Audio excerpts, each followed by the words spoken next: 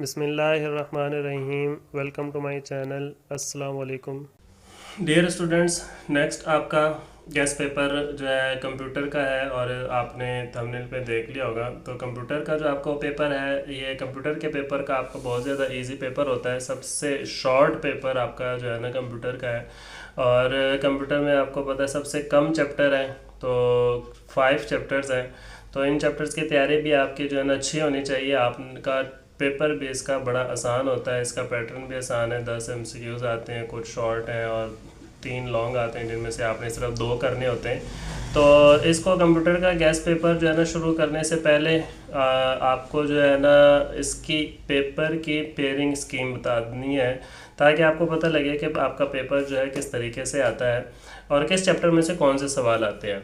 तो इसको समझने से पहले आप इसकी अहमियत समझ लें कि पेपर पेयरिंग स्कीम क्यों ज़रूरी होती है। तो पेपर पेयरिंग स्कीम जो आपकी है वो सिर्फ और सिर्फ इस पेयरिंग स्कीम से आपको ये समझ आ जाती है कि आपने जो है किस चैप्टर के क्वेश्चंस याद करने, किस चैप्टर्स के शॉर्ट्स याद करने और कितने याद करने और कितने आपने लॉन्ग याद करने हैं। कुछ पेयरिंग स्कीम से एक तो ये फ़ायदा होता है, बच्चे जो है ना अगर सिर्फ बुक्स का रट्टा लगाते रहें, एक्सरसाइज का रट्टा लगाते रहें, तो सारी बुक खोल खोल के पढ़ते रहेंगे, लेकिन जो है ना उसके अंदर सारा कुछ ही याद करने की कोशिश करेंगे।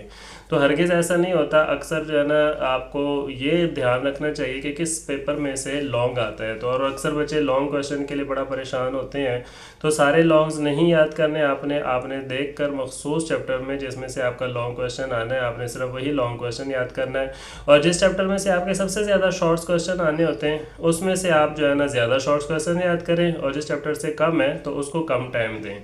आपकी प्रॉपर जो टाइम मैनेजमेंट है याद करने की, और आपके जो है ना जो तरीक़ाकार है, मेथड है जो पेपर प्रिपरेशन का, तो उसको जो है ना स्मार्ट करें, हार्ड वर्क ना करें। अब आपके पास टाइम कम है, आप स्मार्ट वर्क करें, थोड़ा सा टाइम लगाएं और जो है ना ज़्यादा मेहनत से याद करें, ताकि आपका जो थोड़ा सा टाइम है जिसमें आपने मेहनत की है वो आपके काम आ जाए और आपको पता लग जाए कि किस चैप्टर में से थोड़ी सी मेहनत से आप ज़्यादा मार्क्स ले सकते हैं, बजाय इसके कि आप जो है ना ज़्यादा मेहनत करते रहें, सारा कुछ याद करें और आपके मार्क्स जो है ना कम आए।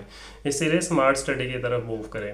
अगर आप चैनल पर न्यू हैं तो चैनल को ज़रूर सब्सक्राइब करें। चलते हैं पहले पेपर पेयरिंग स्कीम की तरफ, और उसके बाद आपको बताते हैं गेस्ट पेपर।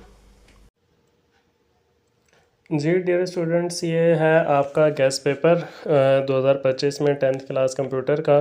तो इसके पहले देखते हैं पेयरिंग स्कीम को ये देखें, बड़े अच्छे तरीके से आपने समझना है कि आपका जो चैप्टर नंबर 1 है उसमें से सिर्फ एक MCQs आना है।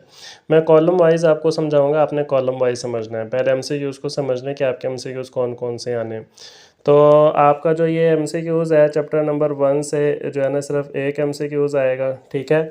उसके बाद आपका जो है चैप्टर नंबर 2 से 2 MCQs आएंगे, और चैप्टर नंबर 3 से भी 2 MCQs आएंगे।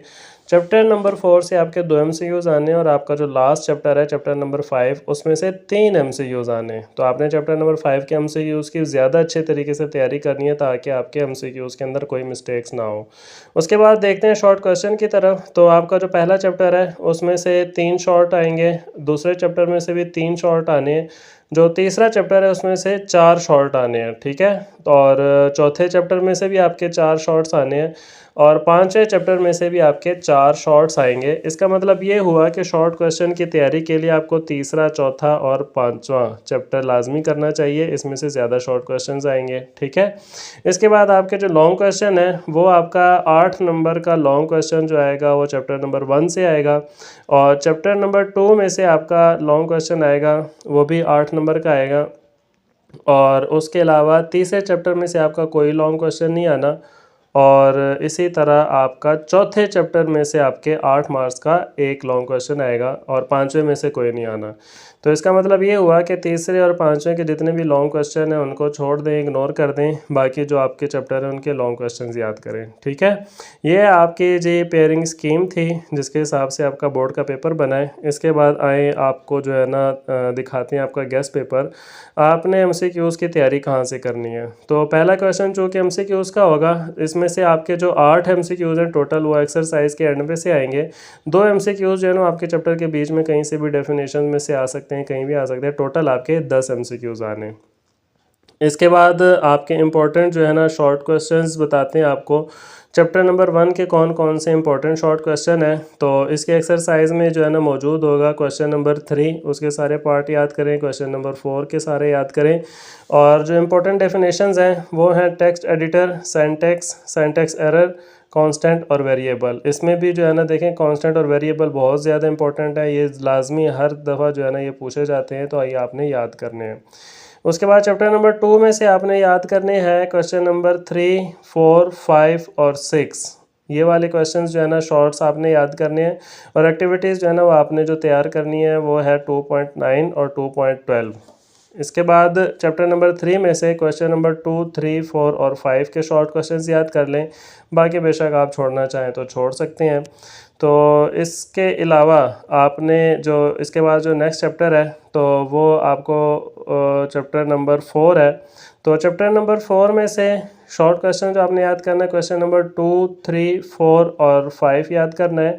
और इसके अलावा जो डेफिनेशंस हैं जो बहुत ज़्यादा इंपॉर्टेंट है वो लूप्स एंड एरेज, ये वाली जो है ना सारी आपने याद करनी है। ये वाला चैप्टर आपका बहुत ज़्यादा इंपॉर्टेंट है और इसके अंदर से आपके शॉर्ट क्वेश्चंस भी ज़्यादा आने। और जो डेफिनेशंस हैं वो आपने जो याद करनी है सिंटैक्स, इनिशियलाइजेशन और डिक्लेरेशन की। जी ये था चैप्टर नंबर 4। इसके बाद चैप्टर नंबर 5 के जो आपने शॉर्ट्स याद करने हैं ये आपका लास्ट चैप्टर है। तो लास्ट चैप्टर में से आपने करना है question number 2, question number 3, question number 4 और क्वेश्चन नंबर 5। और इम्पोर्टेंट डेफिनेशंस भी आपको दी हुई हैं, रिटर्न टाइप, फंक्शन सिग्नेचर और आर्गूमेंट्स की डेफिनेशंस याद करें। इसके साथ ही आपका जो है ना शॉर्ट क्वेश्चन वाला पोर्शन ख़त्म हो गया। तो शॉर्ट क्वेश्चन इंपॉर्टेंट आपको बता दिए। लॉन्ग क्वेश्चन पर जाने से पहले आप जो है ना चैनल को ज़रूर सब्सक्राइब करें और सब्सक्राइब करने के बाद वीडियो को दूसरों से ज़रूर शेयर करते रहा करें, ठीक है जी। देखते हैं इम्पोर्टेंट लॉन्ग क्वेश्चन। तो ये देखें जी important long question number chapter number आपका जो 1 है इसके अंदर से जो लॉन्ग क्वेश्चन है ये है purpose and syntax of comments in C language जो है, स्ट्रक्चर ऑफ सी प्रोग्राम और कंटेंट्स एंड वेरिएबल्स जो है ये आपने कंप्लीट ये टॉपिक याद करना है। इसके अलावा चैप्टर नंबर 2 में जो आपका लॉन्ग क्वेश्चंस हैं वो कौन कौन से हैं, वो है स्केप सीक्वेंसेस, फॉर्मेट स्पेसिफायर्स और ऑपरेटर्स आपने कंप्लीट करने हैं सारे के सारे, ठीक है। और इसमें जो ना कुछ इम्पोर्टेंट प्रोग्राम्स हैं, वो ये प्रोग्राम्स आपको मैं बताता हूँ। ये 4-5 प्रोग्राम्स हैं, ये भी आप जो है ना लाजमी याद करें, प्रोग्राम्स भी आपसे पूछे जाते हैं। पहला जो प्रोग्राम है वो है that takes 2 number and find maximum और स्मॉलेस्ट नंबर। या बड़ा नंबर पूछा जा सकता है या छोटा पूछा जा सकता है। That takes the percentage marks of students as an input and display pass if the percentage is above 50. तीसरा है takes number and decide whether it is positive or negative.